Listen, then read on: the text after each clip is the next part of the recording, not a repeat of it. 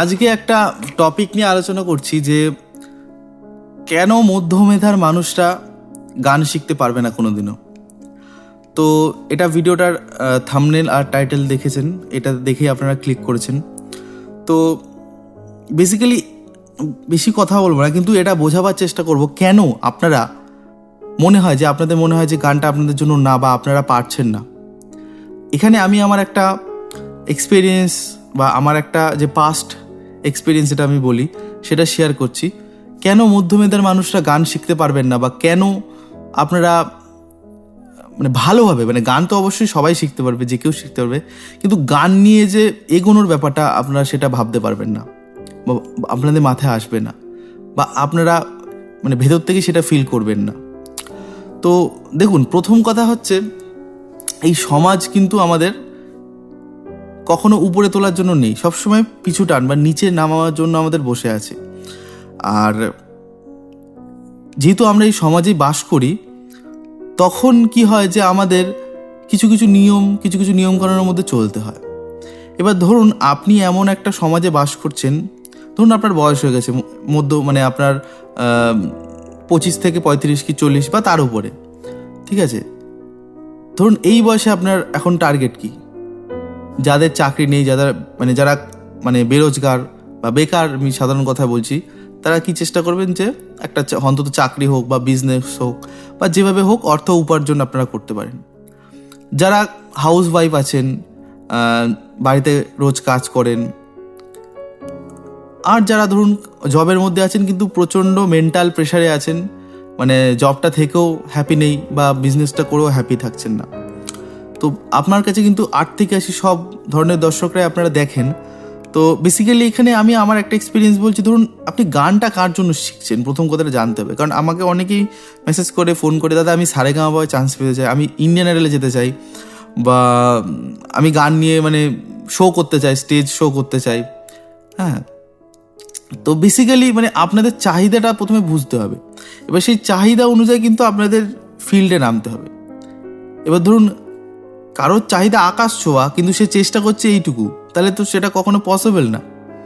আর যেটা বললাম যে মধ্যমেধা কেন বলছি, ধরুন যাদের কি বলবো, যে আইকিউ হাই, তারা তো অবভিয়াসলি আমার এই ভিডিওটা দেখার প্রশ্নই না, একদম বাস্তব কথা, তারা তাদের কাজে ব্যস্ত থাকবে। যাদের আইকিউ লেভেল কম, আমি যেটা বলছি একদমই কম, তারা গান বাজনা তো করবেই না, অন্য কিছু করবে আর কি, টাইম স্পেন্ড করার অন্যান্য অনেক জিনিস করবে, গান বাজনা হয়তো করবে না। প্রবলেমটা কি হয়, যে আমার আপনার মধ্যে মধ্যমেধা, আমি নিজেকেও মধ্যমেধাই ভাবি। তো আমার আপনার যে প্রবলেমটা হয়, যে গানটা গাইতে পারবো তো, বা গান নিয়ে ফিউচার করতে পারবো তো, যারা ফিউচার নিয়ে ভাবছেন। আর যারা ভাবছেন যে এটা হবি হিসেবে, তারা ঠিকই আছে, হবি হিসেবে কোনো অসুবিধা নেই।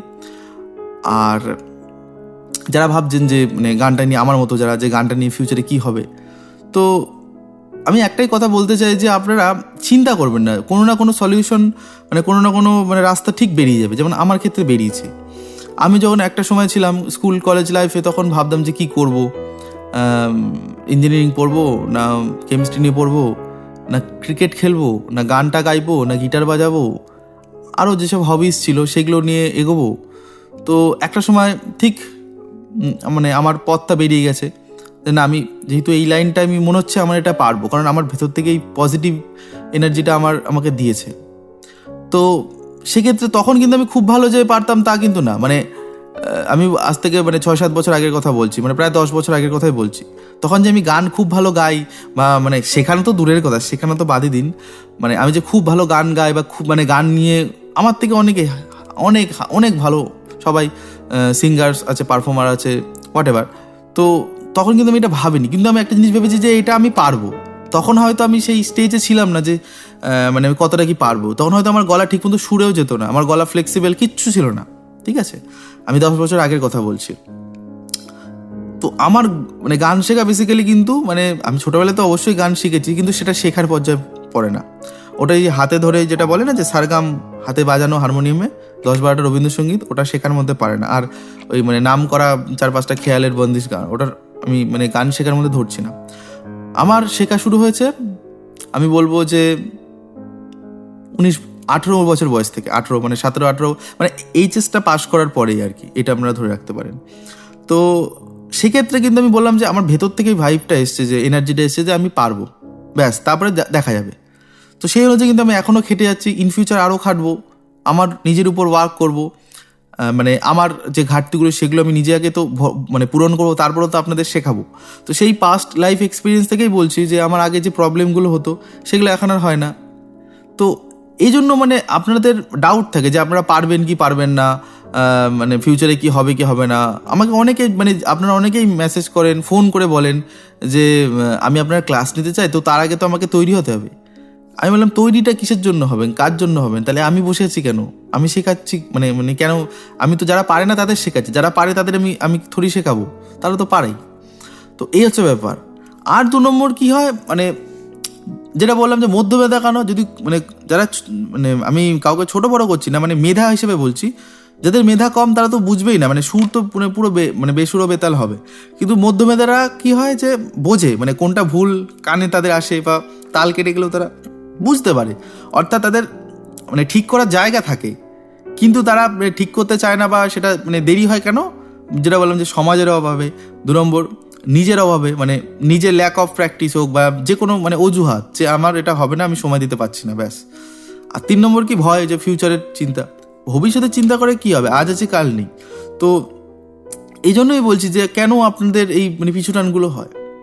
তো আজ থেকে একটা আপনারা মানে মানে প্রতিজ্ঞা করুন, বা নিজেকে সেলফ একটা মানে কথা দিন যে হাফ অ্যান আওয়ার করে দেখুন না, 30 মিনিট 1 ঘন্টা সময় বার করে দেখুন না কতদূর যাওয়া যায়। হ্যাঁ, আমি যারা বলছি, যে বারবার বলছি, যারা অনেক দিন শিখে গেছেন তারাও এই কথাগুলো রিলেট করতে পারবেন আমার সাথে। কারণ একটা সময় পর এসে বিভিন্ন রকম চিন্তা শুরু হয় যে আদৌ আমার দ্বারা গান হবে কি না, আদৌ আমার এটা হবে কি না। যে কোনো বয়সে হতে পারে, সেটা 18 বছর বয়সে হতে পারে, 30 বছর বয়সে হতে পারে, 50 বছর বয়সে হতে পারে, ইভেন 60-70 বছর বয়সে হতে পারে। কারণ আমার কাছে আমি বলেছি 8 থেকে 80 সবাই শেখে, এটা হয়তো আপনারা জানেন না। তো এইটা হচ্ছে মানে আমার আজকের ভিডিওর বক্তব্য, যে আপনারা চেষ্টা করুন, চেষ্টার কোনো শেষ নেই। আর দেখা যাক যতদূর আপনারা নিয়ে যেতে পারবেন বিষয়গুলো। আর ইউটিউব দেখে ডেফিনেটলি আমি একটা ধারণা গাইড আপনারা পাচ্ছেন।